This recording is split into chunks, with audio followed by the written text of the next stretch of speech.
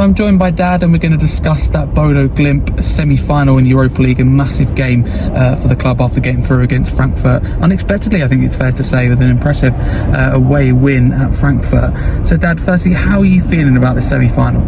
Obviously really excited, so pleased to be there. A semi-final in Europe is massive, whatever the competition, but well, certainly the top two competitions, Champions League and Europa League. I'm not too sure about the Czech Trade Europe Cup, but the first two I'm happy to be in the semi.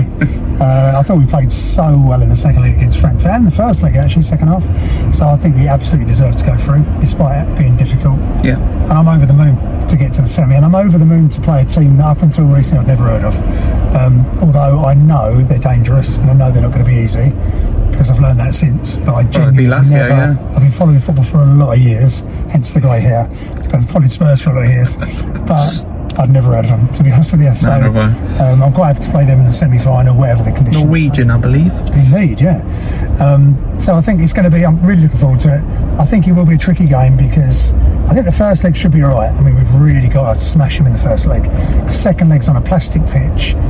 I'm not too sure what the conditions are in Norway weather-wise this time of year, but I imagine it's not very warm yet. A lot of snow around the stadium from pictures. Yeah, so that's going to be very tricky conditions, potentially a freezing plastic pitch to play on, and they apparently are very good in that, in that situation. So I think we'll probably struggle in that away leg, which is why we've got to build up a decent score in the first leg. Absolutely. I was going to ask you, how important is that first leg, home leg, because they've got a lot of players out through suspension. They did get players sent off against Lazio, lots of players on a yellow card. Apparently some of their best players, including the midfielder that pulls the strings. So is it about trying to win by 3 or 4 goals ideally in this first leg? I mean, I think bare minimum you want to be going over there with 2 goals, probably like 3-1 or something.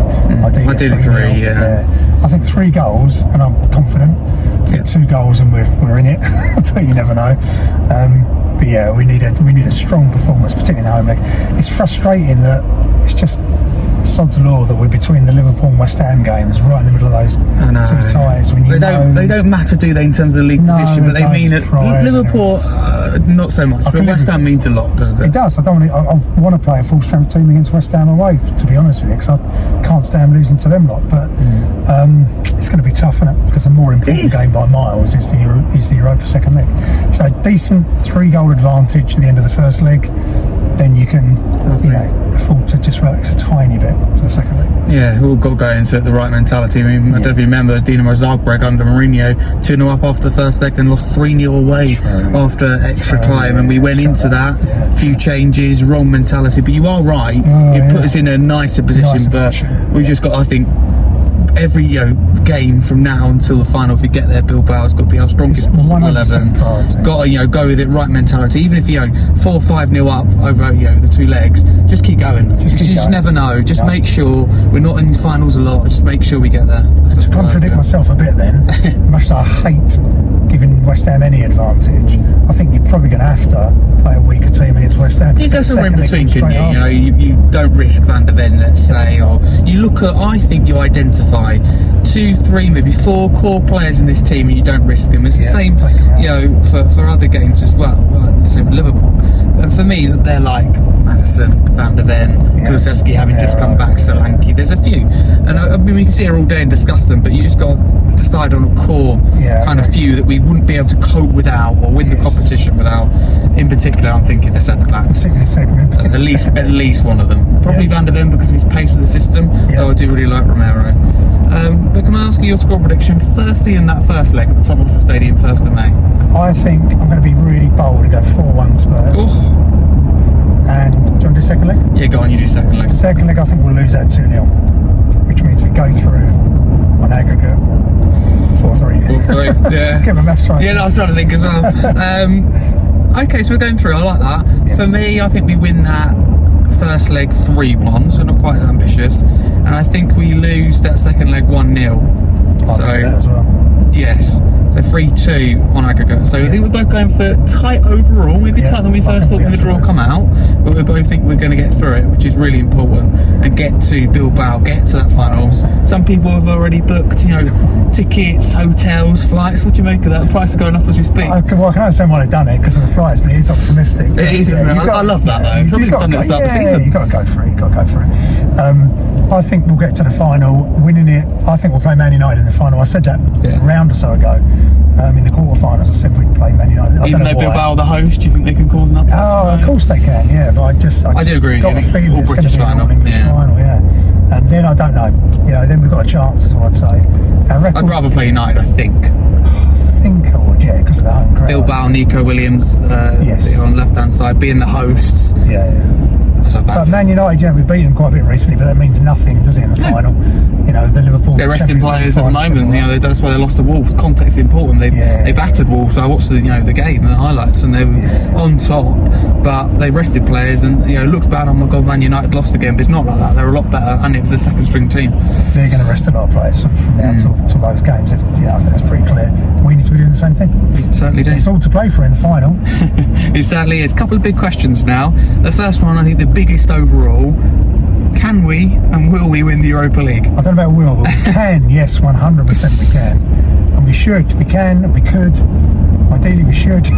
Go on, commit to it. Are we going to do it? So hard, isn't it? I'm going to say yes. Go on then, let's go. Balls out. It'd be a Spurs thing, wouldn't it, to win a trophy when we've been, basically awful in the league. Do you know what? I'm going to make a really bold prediction here, and I don't know how it will happen or not, of course, but I think we'll finish 17th in the league. And that'd be awful, and win the Europa League. I think we'll finish below Wolves, West Ham, United. You name all those teams around the bottom. But at least we're mathematically safe now, by the way. I think we will win the Europa League. I think I agree with you. And then that whole argument about Angin and out, he's got the equivalent. That's my next question. He stays.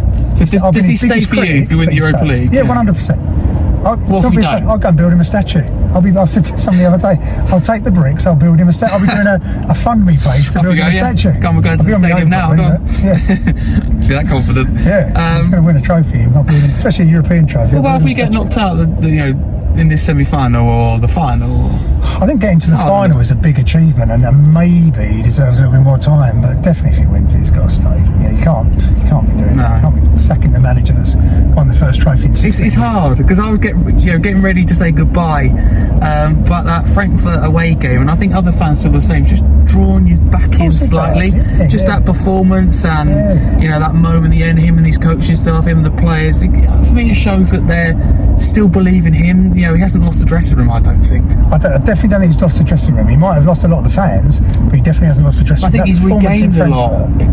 Because what it is not just the win, it's the performance as well. It's the fact that people didn't expect us to go there. Flex his tactics, didn't expect us to go there and win. We played different from the start. I think we were very direct, didn't mess around at the back with the goalkeeper after what happened against Wolves. Less possession, but we got the win and acknowledged that. And I think his interview after the game was really good, really refreshing, and I think that he will deliver that trophy. But it's very similar, isn't it? And we talk about this a lot, me and you, about Spurs being similar to Man United at the moment. But one comparison I want to make is United under Erik ten Hag, where they won 2 or 3 trophies, but we're awful in the league.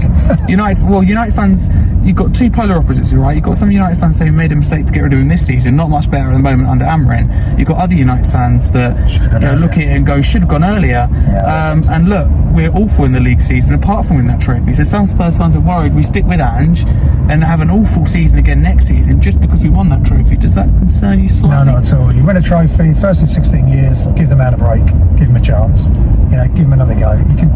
If halfway through the season we're bottom of the league and we're out of all the trophies, out of all the tournaments, then different story. Oh, not again. Let's hope we're a bit better. But also the club's got to back him as well. Have they so far, do you think? Half back, like they always do, half back. Money's been spent, but has it been spent in the right way? How many times have we had this conversation? We never spend far too much on players that aren't top. We play top money for sort of okay players, but not great players or future talent. And that's all because we won't pay the wages, Harry. So if you're a top player, you can get them for 40, 60 million. You can get some really good players for that, but you have to pay a big salary and they won't pay it. That is that, but how many stopgaps do we sign? Like January, Kinski, liking good young goalkeeper, but he was, we didn't go out there and sign a number one that's ready now. It's fine. I don't have a problem. But Dunstan, decent backup striker. None of them are. Werner, if you think of it, it was a stopgap. None of them get the first. That's the thing. No, they don't. They do. But look at Aston Villa in that January transfer window. They bought in Rashford. Okay, wasn't one to United, but that's a big name still. Marco Asensio, Real Madrid, Champions League winner, multiple, trophy winner. Quality players. Yes, some will go. He wasn't one to. I'm not sure how much they paid for him actually. I think, well, Asensio's a loan, but I don't know if there's an option to buy and how much it is. It's very similar to Rashford, but it's not not the point, because we still do the loans, but it's Timo Werner. Nothing against him, but if you're going to sign Werner, it should have been quite a few years ago. If you're going to do it now, on Johnson, exactly. But decent, but they're not. But last season it made sense to me, to bring in Werner. It just made sense, didn't it? To get him in short term, to have an impact. Son was out, I believe, at the time, but it feels like a stopgap has been turned into a long-term solution because the club won't buy a proper Son replacement. That's what it feels like. But yeah, absolutely. We're going to win the Europa. We're going to win the Europa League. Come on, you Spurs. Go you Spurs.